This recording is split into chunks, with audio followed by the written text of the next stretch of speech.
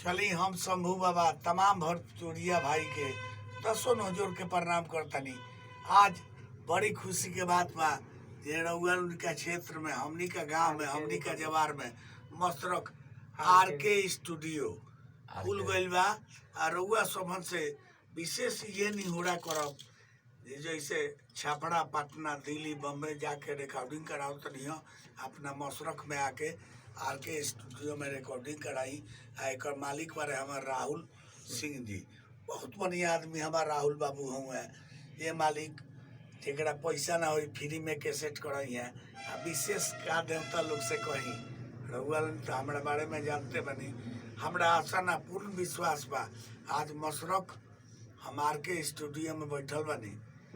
हाँ, राहुल बाबू का स्टूडियो में तो रउआ से ये निहोरा करब दसों जोड़ के जे तमाम भोजपुरिया भाई, लेडीज जेंट्स के भी केहू भाई के ऑडियो वीडियो बढ़िया कैसेट गावे के होके तो राहुल भाई के स्टूडियो में आई। आर के रिकॉर्डिंग स्टूडियो मशरक।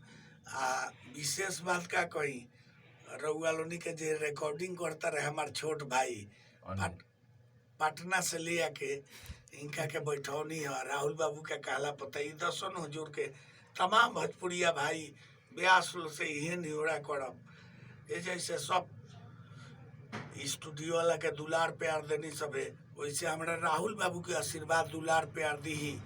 हमारा आशा ना पूर्ण विश्वास बा रउआ लोनी हमार गर्जियन है, हमार मालिक है।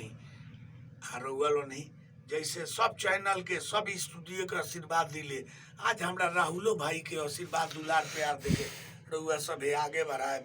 विशेष का कहीं जय हिंद, जय भारत, जय मां शारदे, जय मेरे भाषा भोजपुरी।